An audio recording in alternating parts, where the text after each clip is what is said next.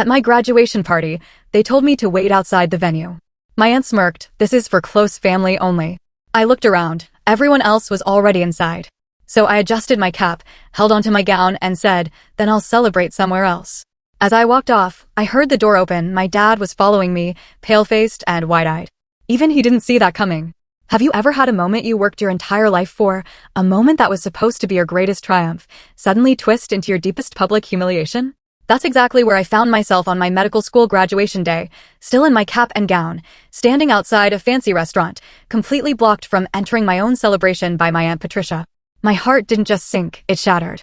After 4 grueling years of medical school, this was it. My moment. My celebration.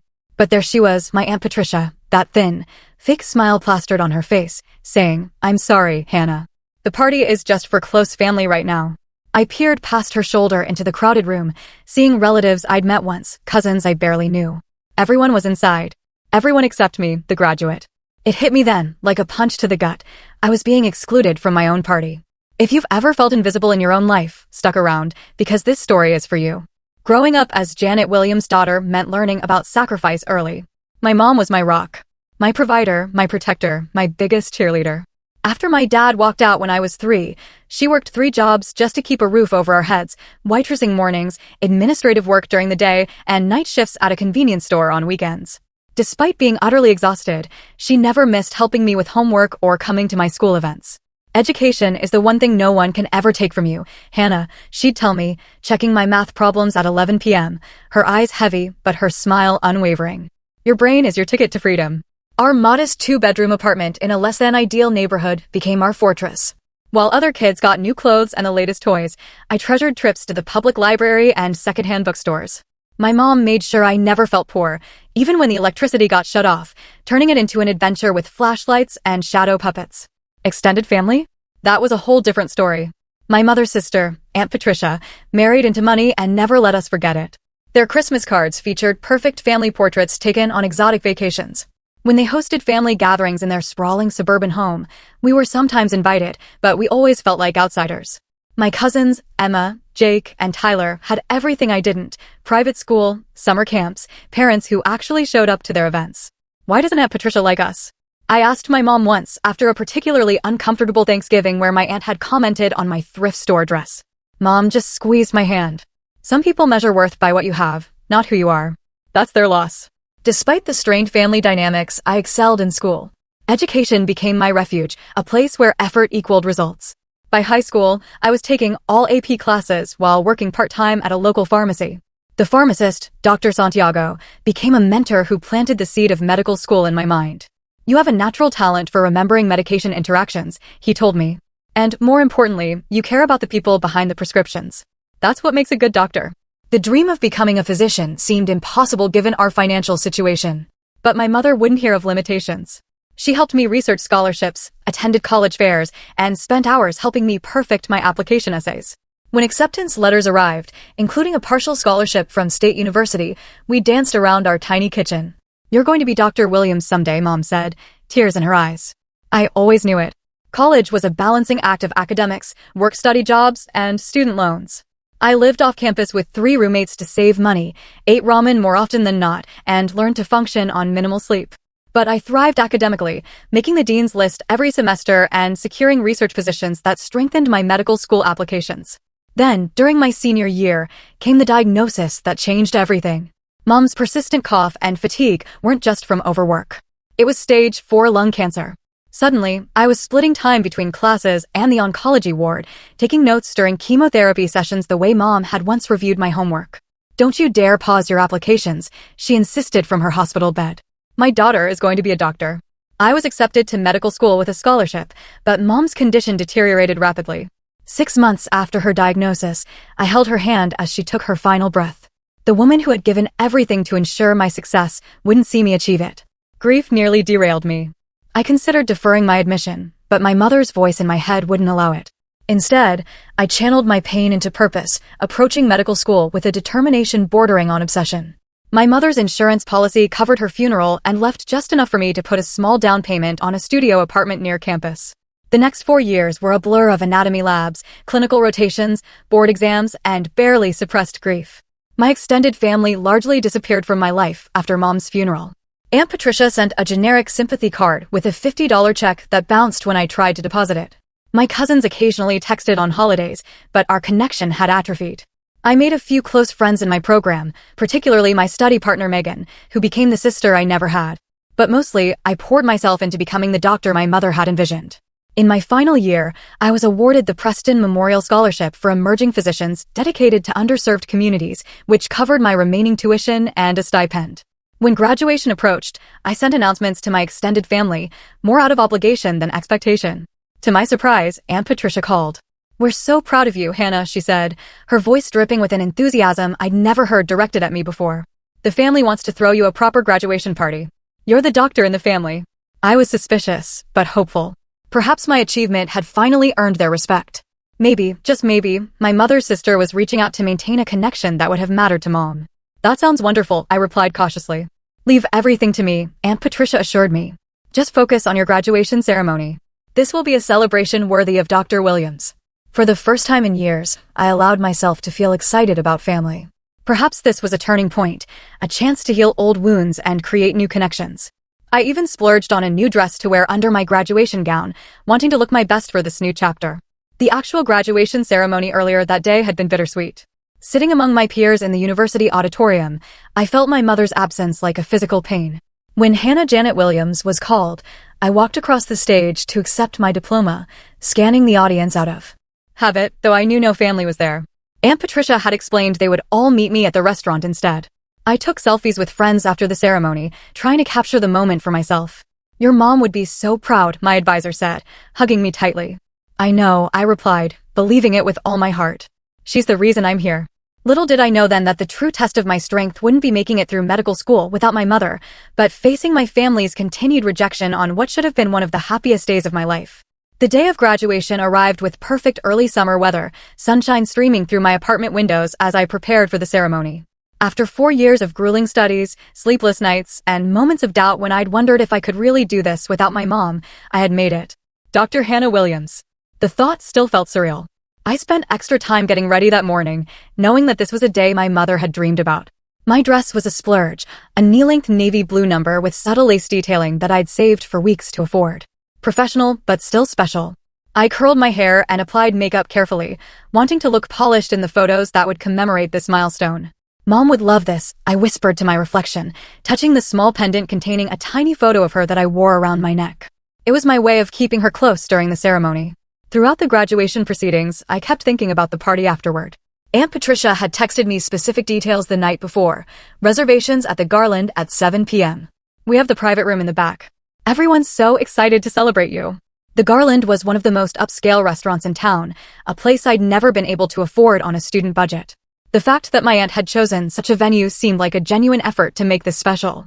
Despite our history, I felt a glimmer of hope that perhaps my achievement had finally bridged the gap between us. After the ceremony, I received congratulatory texts from several cousins. "Can't wait to see you tonight," from Jake. "So proud of you. See you at the Garland," from Emma. "Doctor in the family. Save me some cake," from Tyler. Each message fed my growing optimism. Maybe things really would be different now. I stopped at home briefly to freshen up, keeping my graduation gown and cap for the party since several relatives had mentioned wanting photos. The drive to the Garland took 15 minutes, and I rehearsed gracious responses to congratulations in my head. The restaurant was even more impressive than I'd imagined, a converted historic mansion with a grand entrance, valet parking, and elegant landscaping. I spotted several family members' cars in the parking lot and felt a flutter of excitement. As I approached the entrance in my cap and gown, diploma case tucked under my arm, I could hear music and laughter from inside. The hostess smiled at me. "Welcome to the Garland. Do you have a reservation?" "I'm here for the Williams party," I explained. "I believe they have the private room." Her expression brightened with recognition. "Oh yes, they're all set up in the back. It looks wonderful. Let me get someone to show you." "Hannah, there you are." I turned to see Aunt Patricia approaching from the direction of the private room. She was impeccably dressed as always, in an expensive-looking silk pantsuit, her salon-perfect hair not moving an inch as she walked. Something about her expression made my stomach tighten instinctively. "I'll take it from here," she told the hostess, before turning to me with a smile that didn't quite reach her eyes. "Hannah, dear, you look nice." The slight pause before a nice wasn't lost on me, but I pushed aside the familiar feeling of being judged. "Thank you for organizing this, Aunt Patricia. The restaurant is beautiful. She glanced around, as though making sure no one could overhear us. About that, we're just getting everything situated inside. Would you mind waiting out here for a few minutes, just until we're ready? I blinked in confusion. Ready? But I thought, it's just for close family right now, she said firmly, smoothing an invisible wrinkle from her sleeve. We have some things to discuss before the actual celebration. Close family. I repeated the words, not making sense. But I am family. And isn't this party supposed to be for me? Aunt Patricia's expression tightened. Of course it is, Hannah. Don't be dramatic. We just need a few minutes to finalize some things. You understand. As we stood in the entryway, I could see past her into the private room. Through the partially open door, I glimpsed tables beautifully decorated with flowers and balloons. A banner reading "Congratulations, Dr. Williams" hung on the far wall. And the room was full of people. Not just immediate family, but distant relatives I barely recognized, and family friends I hadn't seen in years. Everyone was inside. Except me. A couple entered the restaurant behind me, glancing curiously at my cap and gown as they passed. The woman smiled. Congratulations on your graduation. Thank you, I managed, my voice sounding far away even to my own ears. Aunt Patricia looked annoyed by the interruption. Just wait here. Someone will come get you when we're ready. She turned and walked back toward the private room without waiting for my response. Through the door, I caught a glimpse of my cousins, my uncle, and at least 20 other people, all chatting and holding champagne flutes. No one appeared to be getting things ready. They were already in full celebration mode. I stood frozen in the entryway, clutching my diploma case so tightly my knuckles turned white. The reality of the situation slowly sank in. This was allegedly my graduation party, yet I was the only one not allowed inside. The hostess gave me a sympathetic look before busying herself with menus, clearly uncomfortable with the situation. My chest tightened as embarrassment washed over me. Memories from childhood flooded back, being seated at the kids' table long after my cousins had graduated to eating with the adults, receiving obviously regifted presents at Christmas, while my cousins unwrapped the latest gaming systems. Being introduced as Janet's daughter rather than by my name. I had thought earning my medical degree would finally make me worthy in their eyes. Standing in my cap and gown, diploma in hand, I realized nothing had changed. I was still the outsider, still not quite good enough to be part of the close family. The same feeling of inadequacy that had haunted me throughout childhood crept up my spine. Was there something fundamentally unlovable about me? Something that made me less deserving of inclusion than my cousins? Logically, I knew this was their issue, not mine. But logic does little to soothe the pain of rejection, especially from people who are supposed to love you unconditionally. I found myself backing toward the door, nearly bumping into another arriving guest. My hands trembled, and my face burned with humiliation. Part of me wanted to push past Aunt Patricia, march into that room, and demand the recognition I'd earned. But another part, the little girl who had learned early to expect disappointment from everyone except her mother, just wanted to disappear. Is everything okay, miss? The hostess asked, concern evident in her voice. I couldn't answer. My throat had closed up, and I felt dangerously close to tears. The celebration sounds from the private room seemed to grow louder, mocking me. Someone inside laughed, a carefree sound that pierced me like a physical pain. For a moment, I stood suspended between fight and flight, uncertain which instinct would win. Then my phone buzzed in my pocket. A text from Megan. How's the family party going? Sending you strength. Megan, who had seen me through panic attacks before exams, and who had held me when I cried on the anniversaries of my mother's death. Megan, who was more family to me than anyone in that private room. That text was the lifeline I needed to pull myself back from the edge of public breakdown. I took a deep breath, straightened my shoulders, and made a decision. I would not beg for a place at my own celebration.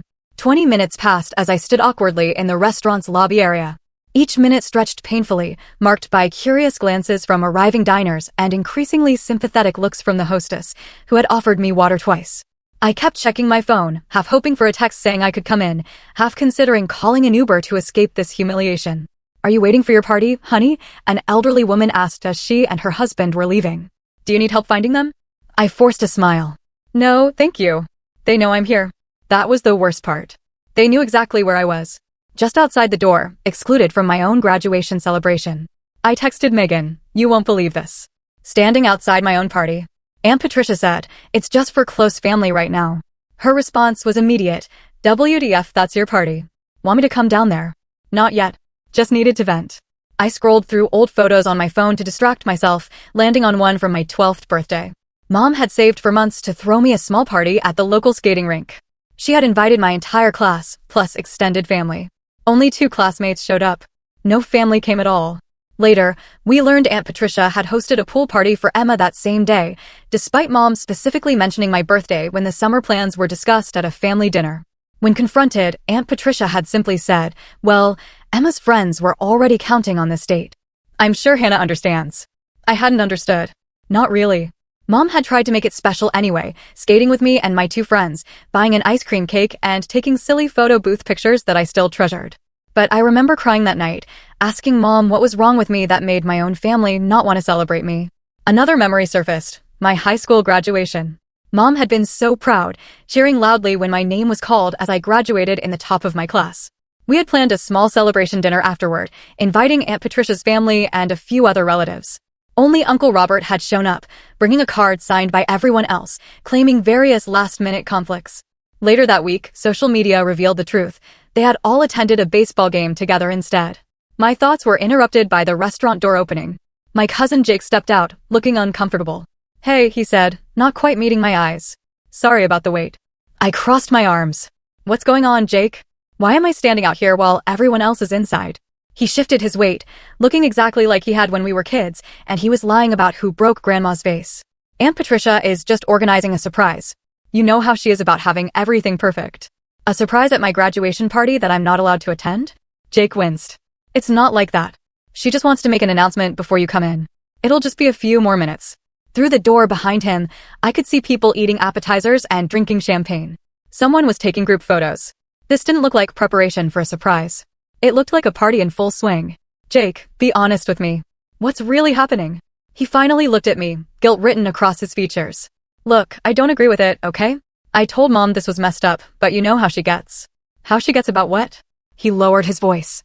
She's making this big speech about how proud the family is to have a doctor now, and how we've all supported you through medical school. Some people from Dad's firm are here, important clients. She's kind of making it seem like they paid for your education. The audacity was breathtaking. They didn't give me a dime, Jake. Your mom sent me a sympathy card when my mother died with a check that bounced. None of you even came to my white coat ceremony. Jake had the decency to look ashamed. I know. I should have been there. It's just, you know how it is. I didn't know. I had always been the family obligation, not a true member of their circle. The poor relation they occasionally remembered out of duty, not love. I'm sorry, Hannah. I really am proud of you, Jake said, sounding sincere for the first time. I should get back inside before Mom notices I'm gone. As he retreated, I felt the hurt transform into something hotter and sharper, anger. How dare they use my accomplishment as social currency while excluding me from the celebration? How dare Aunt Patricia pretend she had anything to do with my success? I thought about my mother, who had worked herself to exhaustion to give me opportunities, who had helped me study for the MCAT while undergoing chemotherapy, who had made me promise on her deathbed to finish what we started. Don't let anything stop you, she had whispered, her hand frail in mine. And don't let anyone make you feel small. You're meant for big things, Hannah. Standing outside that restaurant in my cap and gown, I felt her absence like a physical ache. Mom would have stormed into that room and demanded respect for her daughter. But Mom wasn't here. It was just me. And I had a choice to make. My phone buzzed again with a text from Megan. What's the address? I'm coming. In that moment, I realized something important. Family wasn't defined by blood. It was defined by who showed up for you, who celebrated your victories and helped you through defeats. By that definition, Aunt Patricia and most of the people in that room weren't my family at all. I looked through the glass door at the celebration happening without me. Through the window, I could see Aunt Patricia at the center of attention, gesturing dramatically as she spoke to a group of well-dressed strangers. This wasn't about me. It had never been about me. It was about Aunt Patricia's desire to associate herself with my achievement without having to acknowledge her failure to support me when it actually mattered. It was about appearance, not reality, about the story she wanted to tell, not the truth of what had happened. The realization didn't lessen the hurt, but it clarified something for me. I was done waiting for approval from people who had no intention of ever truly giving it. I was done making myself small to fit into spaces where I wasn't genuinely wanted. I was my mother's daughter, and it was time I stood up for myself the way she always had for me. After nearly 40 minutes of standing in the lobby, I had become part of the restaurant's decor. The hostess had stopped asking if I needed anything, and new arrivals no longer gave me curious glances. I was just the woman in graduation regalia, eternally waiting. Through the partially open door to the private room, I could see the celebration continuing without me. A waiter passed by, carrying a tray of elegant desserts, little chocolate things topped with what looked like edible gold. Mom would have found that ridiculous. Food you wear, not eat, she would have joked. I shifted position to get a better view and froze when I saw Aunt Patricia standing at the head of the main table, champagne glass raised. The room quieted as she began to speak, her voice carrying clearly to where I stood. As I was saying, our family has always valued education above all else, she proclaimed. When my dear sister Janet passed, Robert and I promised we would ensure Hannah completed her journey to becoming a doctor. It wasn't easy, but family takes care of family. The blatant lie knocked the air from my lungs. Not only had they provided no support, but Aunt Patricia had actively discouraged me from wasting money on more school after Mom died, suggesting I should get a real job instead of pursuing medicine. And now, she continued, we're so proud to celebrate Dr. Hannah Williams, the physician in our family. Though she's running fashionably late today, light laughter rippled through the room. We couldn't be prouder of her accomplishment and our part in it. I must have made some sound, because the hostess glanced over with concern. Inside the room, someone had placed a large portrait of me in my white coat on an easel. It was my official medical school photo, which I had included in the graduation announcements I'd sent out. Next to it was a smaller framed photo of my mother, the same one I kept on my nightstand. The sight of Mom's image being used in the charade was the final straw. As I watched, a waiter approached my aunt and whispered something. Her eyes darted toward the door, toward me, and her expression tightened. She nodded and continued her speech as if nothing had happened. Moments later, the waiter slipped out to the lobby and approached me cautiously. Excuse me, Miss Williams, I believe you're the guest of honor? I nodded, beyond words. Your aunt asked me to check if you were still waiting. He seemed uncomfortable. She said to tell you they're almost ready for you. Almost ready? After 45 minutes at my own graduation party? How many people are in there? I asked. He glanced back at the room. About 50, I think. It's quite a turnout. 50 people celebrating an achievement they had nothing to do with, while the actual graduate stood outside like an unwanted delivery. I thought about my options. I could continue waiting, eventually be allowed in, and pretend none of this had happened. I could make a scene, barge in, and call out Aunt Patricia's lies. I could leave quietly and let them continue their farce without me. What would serve my dignity best? What would honor my mother's memory and the values she had instilled in me? Mom had always emphasized taking the high road, but she had also taught me that self-respect was non-negotiable. Never beg for a seat at a table where you're not valued, she had told me once. Build your own table instead. As I stood there deliberating, I saw through the door as a waiter brought out a large cake decorated with "Congratulations, Dr. Williams" in elegant script. Aunt Patricia was positioning herself next to it, clearly planning to be in all the photos. My cousin Emma was adjusting the "Congratulations, Graduate" banner, making sure it would be visible in pictures. They were creating a narrative that erased my struggle, my mother's sacrifice, and their own absence during the hardest years of my life. They were rewriting history to cast themselves as the supportive, generous family they had never actually been. The realization hit me with stunning clarity. Nothing I could say or do would change who they fundamentally were. No achievement of mine would ever be enough to make them truly accept me. I could become Surgeon General, and Aunt Patricia would still find a way to make me wait outside my own celebration while she took credit for my success. I looked down at my graduation gown, the academic regalia I had worked so hard to earn the right to wear, the blue and gold colors of my university, the honor cords signifying graduating with distinction. This was mine. My accomplishment. My moment. And I refused to let it be hijacked by people who didn't deserve to share in it. With sudden resolve, I began unfastening the gown. I slipped it off, followed by the cap, and carefully folded them over my arm, along with my diploma case. The hostess watched curiously as I squared my shoulders and took a deep breath. I walked to the door of the private room and pushed it open just enough to catch Aunt Patricia's eye. The conversation nearest the door faltered as people noticed me standing there. My aunt's smile flickered for just a moment before she recovered. There she is, she exclaimed, though not quite loud enough to interrupt the conversations happening farther back in the room. We're almost ready for your grand entrance, dear. I met her gaze steadily. No need, Aunt Patricia. I can see you're all having a wonderful time celebrating something. But since this is clearly not actually about me, I'll leave you to it. Her smile hardened. Don't be ridiculous, Hannah. Of course this is about you. Really? Because I've been standing outside for nearly an hour while you told everyone how you supported me through medical school, which is interesting since I haven't seen you since Mom's funeral 4 years ago. A few nearby conversations stopped as people tuned into our exchange, and Aunt Patricia's eyes darted around nervously. This isn't the time or place for dramatics, she hissed. We can discuss any misunderstandings later. I shook my head.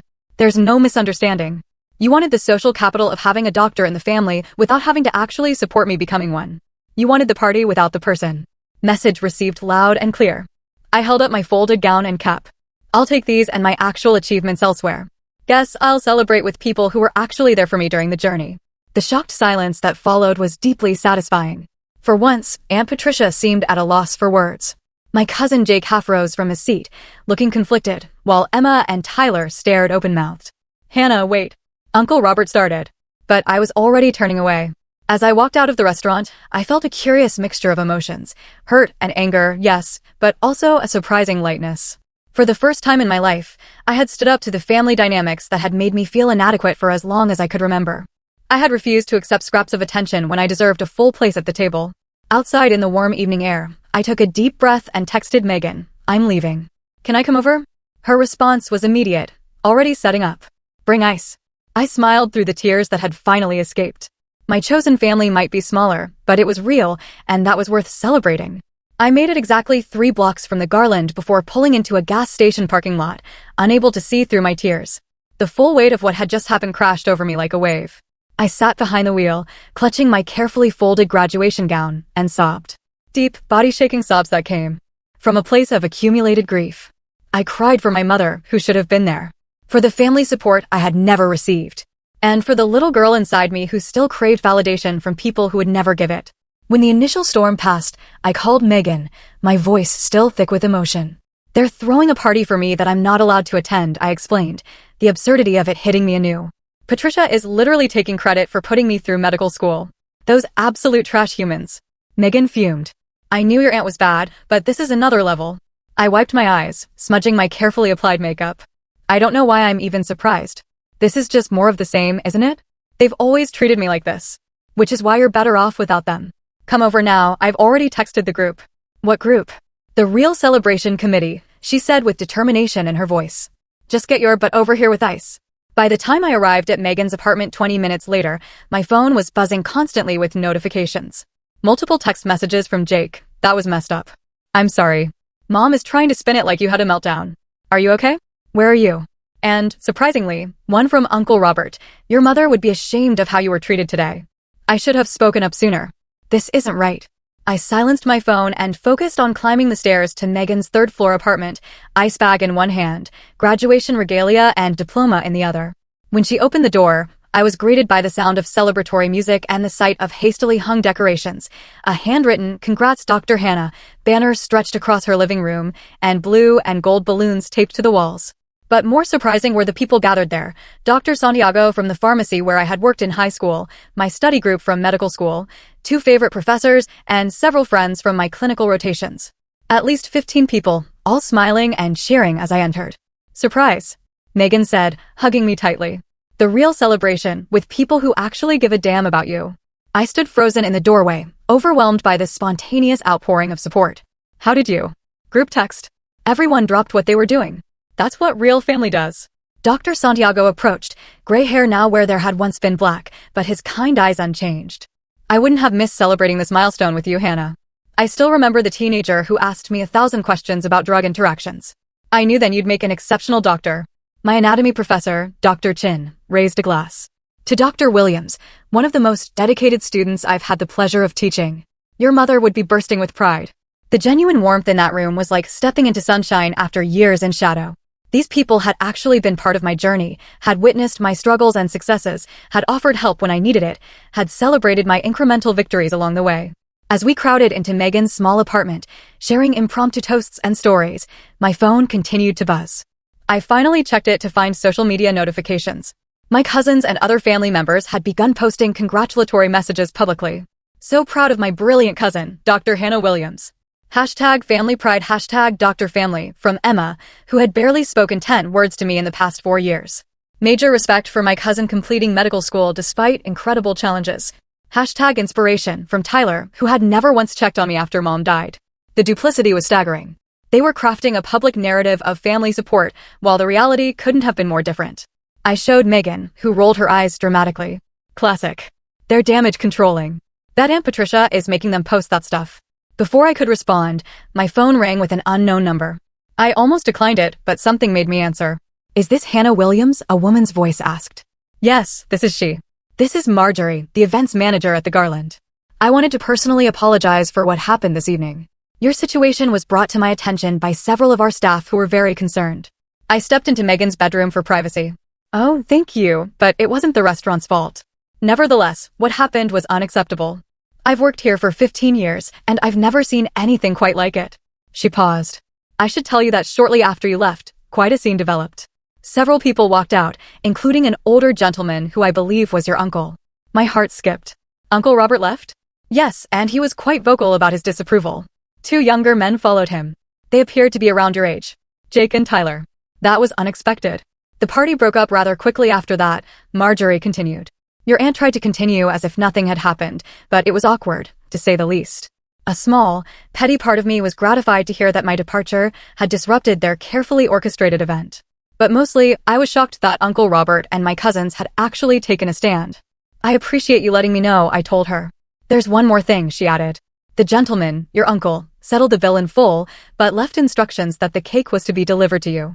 He left your address with us. Would tomorrow morning be acceptable?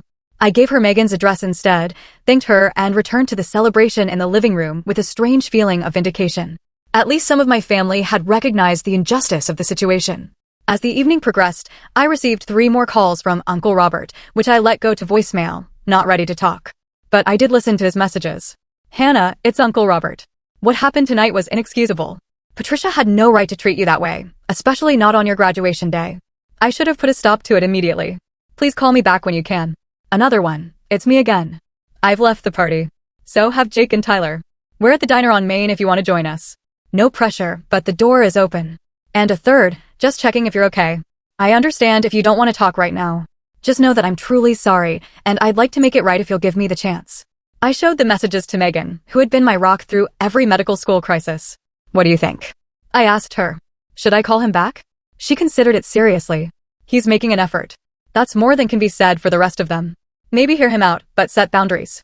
You don't owe anyone automatic forgiveness. I nodded, feeling a new sense of empowerment. For too long, I had accepted whatever scraps of family connection were thrown my way. But standing up for myself at the restaurant had shifted something fundamental. I deserved better.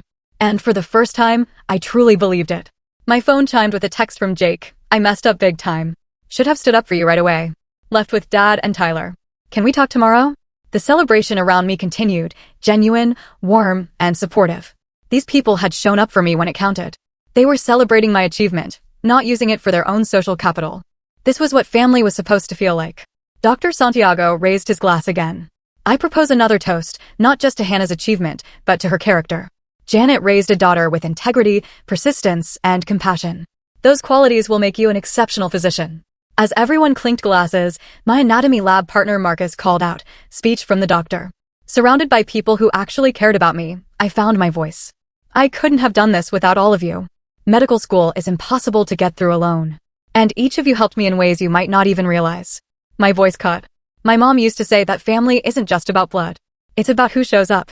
All of you showed up. Not just today, but throughout this journey. I raised my glass, feeling a bittersweet mixture of grief and gratitude. To my mom, who started me on this path. And to all of you, my chosen family, who helped me finish it. As tears erupted, I felt my phone buzz again with another text. This one from an unexpected source, Aunt Patricia. Your behavior tonight was embarrassing and childish. After all we've done for you, this is how you repay us? You've always had a flair for drama, just like your mother. I showed it to Megan, who gasped in outrage. But instead of the hurt I might have felt before, I found myself laughing. The message was so transparently manipulative, so clearly designed to make me question my own reality, that it had lost its power. What are you going to do? Megan asked. I deleted the message without responding and put my phone away. I'm going to celebrate becoming a doctor with people who are actually happy for me. The rest can wait until tomorrow. For the first time in years, I felt truly free. Not of grief for my mother, which would always be part of me, but of the desperate need for approval from people who would never freely give it. I had built my own table, just as Mom had advised, and it was filled with people who genuinely cared. That night, surrounded by genuine support and celebration, I finally understood that I hadn't lost family when my mother died. I had simply needed to recognize the family I already had. The morning after graduation dawned bright and clear, both outside and within me. I woke on Megan's couch to the smell of coffee and the gentle clattering of breakfast preparation. My head ached slightly from the champagne we'd consumed during our impromptu celebration. But the emotional hangover I'd expected was surprisingly absent. In its place was a sense of clarity I hadn't experienced in years. Morning, doctor, Megan said, handing me a steaming mug. How's it feel to be both a doctor and an official family rebel? I laughed, sitting up and gratefully accepting the coffee. Surprisingly good, though I have about 20 missed calls to deal with. My phone had indeed been lighting up since dawn. Messages from Uncle Robert, Jake, Tyler, and even Emma. Conspicuously absent was any communication from Aunt Patricia beyond her passive-aggressive text from the night before. I scrolled through them while sipping my coffee, trying to decide my next move. The cake's being delivered at 10 o'clock, I reminded Megan. Yes, stolen graduation cake for breakfast.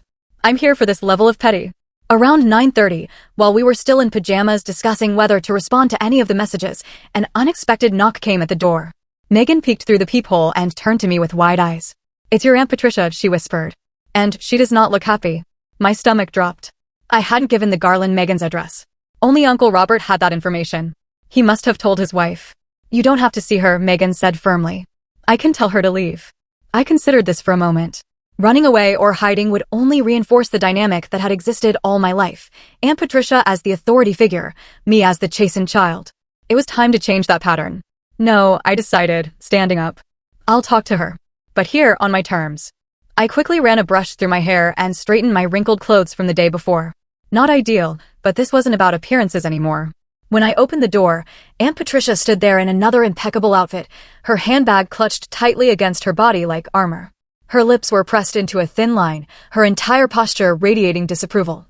May I come in? She asked stiffly. You can say whatever you came to say from there, I replied, surprised by the steadiness in my voice. Her eyes narrowed at this defiance.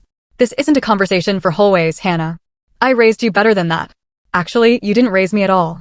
My mother did. And she taught me that respect is earned, not automatically granted based on family title. Aunt Patricia flinched almost imperceptibly. For a moment, I saw something flicker across her face. Not anger, but something more complex. Fine, she said after a pause.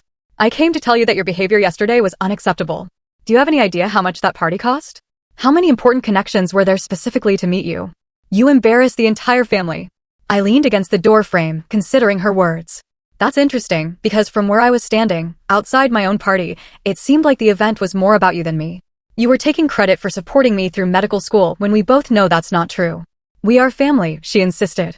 Your accomplishments reflect on all of us. Family? I repeated the word, bitter on my tongue. Where was this family when Mom was dying? Where was this family when I was working 3 jobs to make rent during my first year of medical school? Where were you, Aunt Patricia, when I needed actual support, not a performative party after I'd already succeeded? She adjusted her handbag, clearly uncomfortable. Your mother chose her path. She always had to do everything her own way. Even when we offered help, this blatant revision of history ignited something in me. What help? When Mom worked herself to exhaustion providing for me because her family, your family, decided she wasn't worth supporting when she became a single mother. You all judged her, excluded her, made her feel less than. And then you did the same to me. That's not true, she protested. But her voice lacked conviction. It is true. And you know what's sad? I spent years thinking if I just achieved enough, if I just became successful enough, you would finally accept me. But standing outside that restaurant yesterday, I realized it would never be enough. The problem was never me. It was you. Aunt Patricia's carefully maintained facade cracked slightly. You don't understand. Things were complicated with your mother and me. Then help me understand, I challenged. Because from my perspective, you've treated me like an unwanted obligation my entire life. She was silent for a long moment, staring past me into the apartment. When she finally spoke, her voice was quieter. Your mother was always the smart one, the pretty one, the one everyone adored.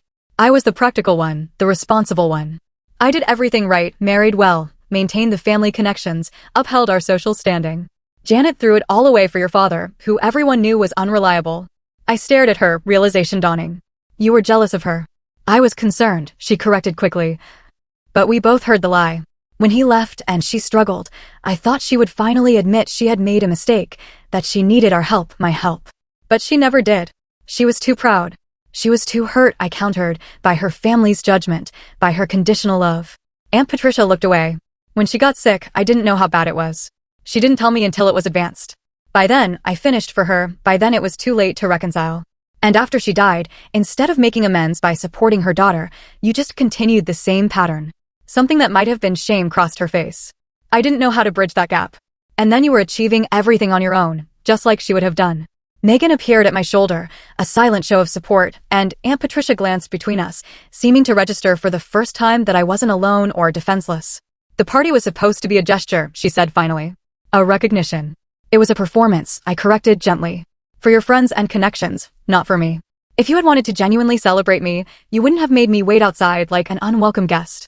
Before she could respond, the elevator dinged and a delivery person appeared with an enormous cake box. Delivery for Dr. Williams. The timing was almost comical.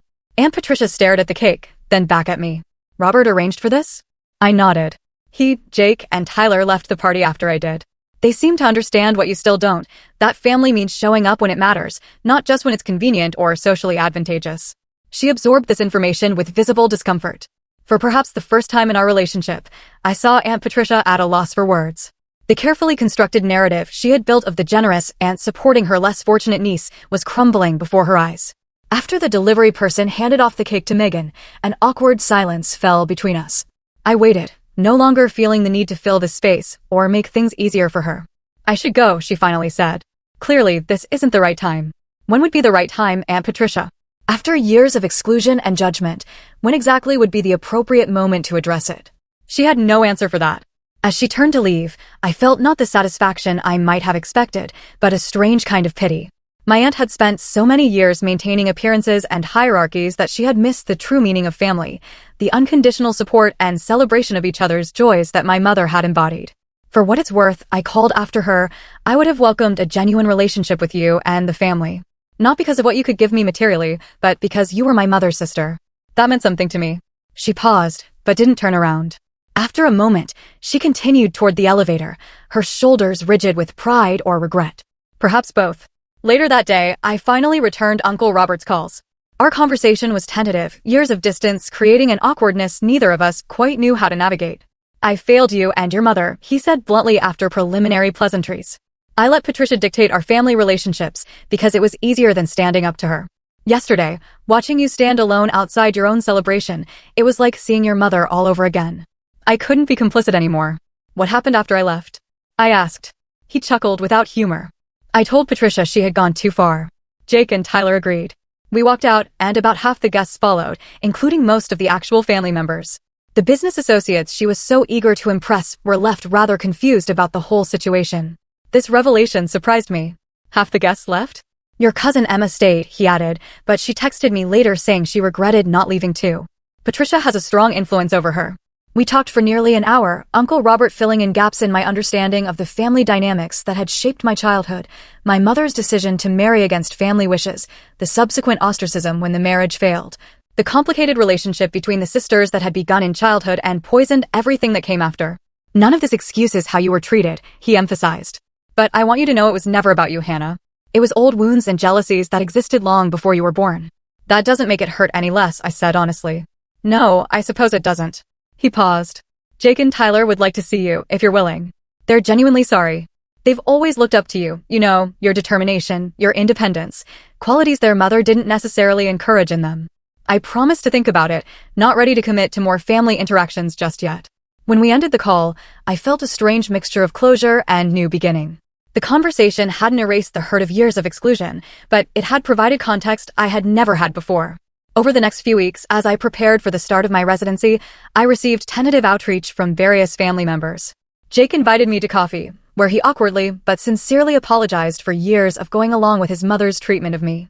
Emma sent a handwritten card congratulating me on graduation and expressing regret for her role in the party debacle. Even Tyler, the cousin I'd had the least connection with, texted asking if we could reconnect.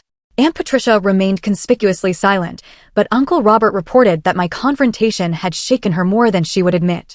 She's not good at acknowledging when she's wrong, he explained. Never has been. But she knows she crossed a line this time.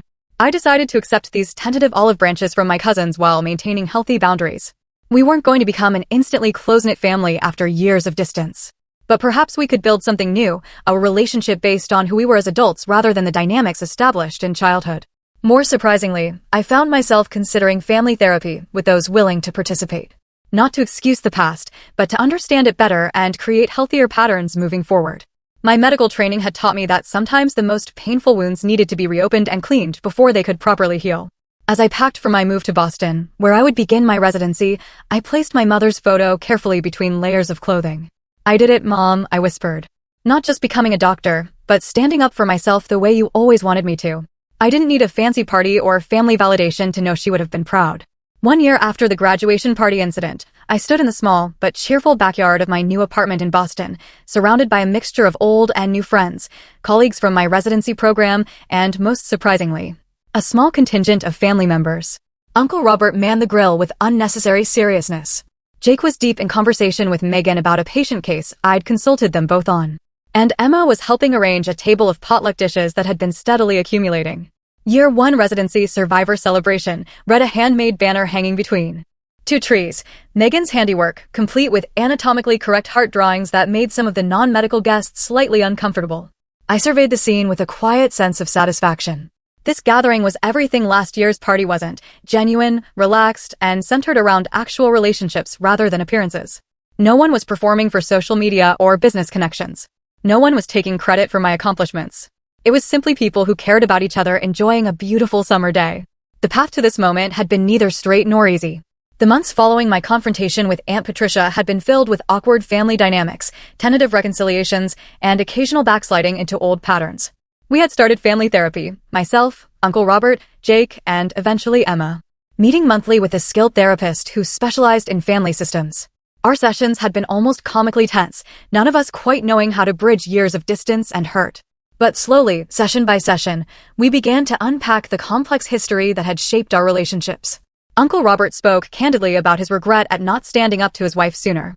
Jake and Emma shared their own experiences growing up under Aunt Patricia's exacting standards and conditional approval.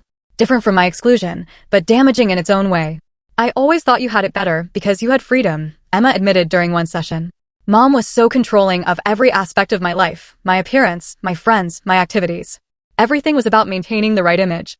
And I thought you had it better because you had security and belonging," I countered. "I would have traded some freedom for knowing I had family support." These realizations helped us develop empathy for each other's experiences. We weren't comparing trauma or competing for who had it worse. We were finally seeing each other clearly, perhaps for the first time. Aunt Patricia refused to participate in therapy, maintaining that the whole exercise was unnecessary drama. Her absence was felt, but in some ways, it allowed the rest of us to speak more freely. Uncle Robert had begun standing up to her more consistently, refusing to enable behaviors that damaged family relationships. It had created tension in their marriage, but he seemed more at peace with himself. "Your mother would be proud of you," he told me one day after a particularly productive therapy session. Not just for becoming a doctor, but for forcing us all to face some hard truths. Professionally, my year of residency had been the expected whirlwind of exhaustion, intense learning, and occasional triumphs. The internal medicine program at Boston General was renowned for its rigorous standards, and there were days when I questioned whether I had the stamina to continue. But the resilience I had developed throughout my life served me well in the hospital's challenging environment. What surprised me most was how my personal experience with family dysfunction had unexpectedly become an asset in my medical practice. I found I had a particular sensitivity to patients whose illnesses were complicated by family dynamics: the elderly man whose children couldn't agree on his care plan, the teenager with mysterious symptoms exacerbated by parental conflict, the young mother trying to navigate treatment decisions without family support. "You have a gift for this," my attending physician commented after watching me mediate a difficult family meeting. "Most residents your level would have gotten frustrated and walked out." "I've had some practice," I replied simply. As the backyard celebration continued around me, I found myself drawn to the small memorial table I had set up in a quiet corner. My mother's photograph stood, surrounded by a few meaningful items: her favorite book, the stethoscope she had given me when I was accepted to medical school, and a small jar containing sand from the beach where we had scattered her ashes. "Having a moment?" Megan asked, appearing at my side with 2 glasses of lemonade. I smiled, accepting the drink. "Just thinking about how much has changed in a year. From standing outside your own party to hosting one. That's what I call character development." We clinked glasses, watching as the gathering evolved around us. New connections were forming. My residency mentor deep in conversation with Dr. Santiago, who had driven up from my hometown for the weekend. Jake showing my colleague Priya pictures of his new puppy. Uncle Robert earnestly discussing grilling techniques with my landlord. "You've built something good here," Megan observed. "Your own kind of family." The term, chosen family, had always felt somewhat cliché to me, but looking around, I couldn't deny its accuracy. These were the people who showed up, not because of obligation or social expectation, but because of genuine care and connection. Some were related by blood, others by shared experience, but all had earned their place in my life through consistent presence and support. Aunt Patricia's absence was noticeable, but not painful. After months of minimal contact, she had sent a brief note acknowledging that perhaps she had misjudged some situations, as close to an apology as she was likely to offer. I had responded with equal brevity, leaving the door open for future reconciliation without expecting it. Our relationship remained tentative and distant, but the toxic power she had once held over me was gone. Dr. Williams called one of my interns, waving me over to settle a good-natured debate about a recent medical journal article. As I joined the group, I caught Uncle Robert watching me with an expression that reminded me powerfully of my mother, a mixture of pride and wistfulness that made my heart contract. Later, as the evening wound down and guests began to depart, Uncle Robert helped me carry dishes into the kitchen. "Your mother loved gatherings like this," he said unexpectedly. "Nothing fancy, just good people enjoying each other's company." Patricia always thought Janet's parties were too casual, not impressive enough, but they were always the ones people actually enjoyed. I paused, hands deep in soapy water. I didn't know that about her. There's a lot you might not know. She was a remarkable woman, your mother.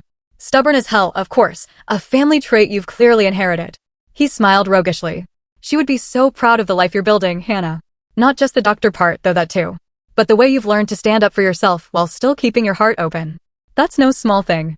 As the last guests departed and quiet settled over the apartment, I sat alone on my small balcony, watching the city lights against the darkening sky. The journey from that humiliating moment outside the Garland to this peaceful evening had taught me lessons no medical textbook could contain. I had learned that family was defined not by DNA, but by consistent presence and genuine support, that standing up for yourself wasn't selfish but necessary for authenticity. That healing often required confronting painful truths rather than maintaining comfortable illusions. And, perhaps most importantly, that belonging was not something to be earned through achievement or pleasing others, but something to be built through mutual respect and care. My phone buzzed with a text from Megan. "Best party ever. Your mom would have loved it." I smiled, feeling my mother's presence not as an absence, but as a foundation, the strong base upon which I had built everything that followed. Her love had been unconditional in a family where love typically came with strings attached. That gift had ultimately allowed me to recognize when relationships were healthy and when they were not, to set boundaries where needed, and to build connections based on genuine care rather than obligation.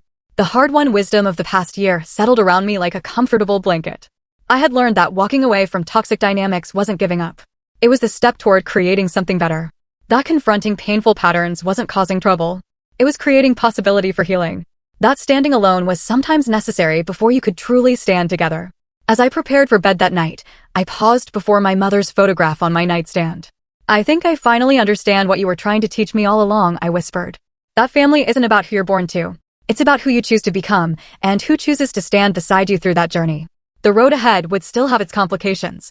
Family dynamics established over generations don't transform overnight, and residency would continue to test my limits professionally. But I face these challenges now from a place of hard-won strength and clarity. I had stopped waiting for a seat at a table where I wasn't valued. Instead, I had built my own table, one large enough for all who wished to connect authentically, with no one left standing outside. What about you? Have you ever had to walk away from something familiar to find something better, or had to redefine family on your own terms? Share your story in the comments below. And if this resonated with you, please hit the like button, subscribe to hear more journeys of healing and growth, and share with someone who might need to be reminded that they deserve to be celebrated exactly as they are. Thank you for being part of my chosen family today.